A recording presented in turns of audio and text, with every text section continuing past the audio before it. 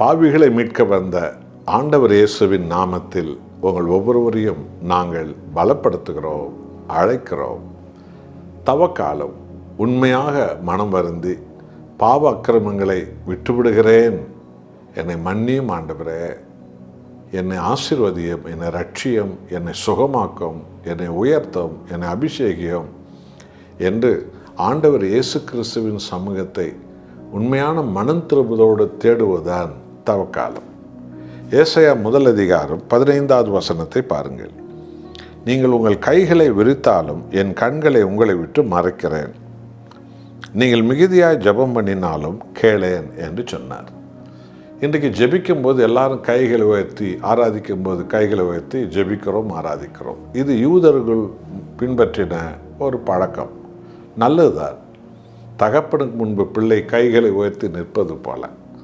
ஆனால் இங்கே ஆண்டவர் சொல்லுகிறார், நீ கைகளை உயர்த்தினாலும் விரித்தாலும் பார்க்க மாட்டேன், மிகுதியாக அடுத்தவங்க விட நான் அதிகம் ஜெபம் பண்ணுவேன்னு சொல்லி நீ மிகுதியாக ஜெபம் பண்ணாலும் கேட்க மாட்டேன் என்று சொன்னார். காரணம் என்ன? அந்த வசனம் சொல்கிறது, ஏசாயா 1:15, உங்கள் கையில் ரத்தம் இருக்கிறது. கவனிச்சு பார்த்தீங்களா? அப்போ தேவன் எதை விரும்புகிறார்? நாம் கை உயர்த்தி ஜெபிப்பது என்பது எதற்காக? வாழ்க்கை மாறுவதற்காக.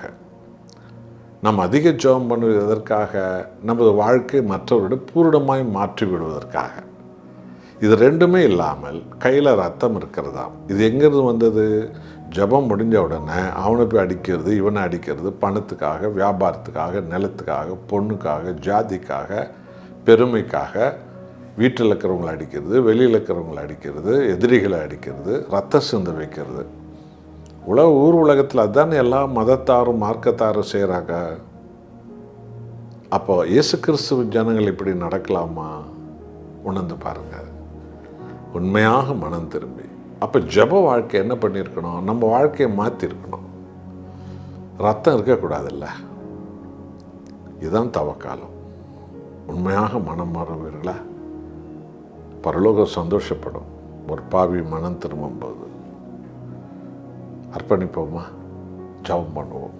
நல்ல ஆண்டவரே, கைகளை உயர்த்துவதும் அதிகமாக ஜெபம் என்ற பெயரில் இருப்பதும் உமக்கு பெருமை கொண்டு வருகிற ஒன்றல்ல, அதிலும் மேலானது ஜெபிக்கிற வாழ்க்கை மாற்றப்பட்டிருப்பது என்பதுதான்.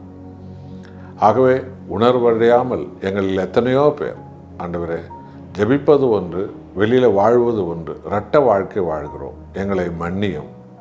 கைகளில் அநியாயத்தால் சிந்தப்பட்ட ரத்தம், துரோகத்தால் சிந்தப்பட்ட ரத்தம், பணம், நிலம், பொண்ணு, ஆண் என்று, ஜாதி என்று இதுக்காக அடிக்கப்பட்ட ரத்தம் கையில் இருக்கிறது. கழுவுங்க ஆண்டவரே. உண்மையான மனம் திரும்புதலோடு கூட உம் முகத்தை தேடும்படி அருள் புரியும் ஆண்டவரே. இயேசு நாமத்தில் பிதாவே, ஆமென்.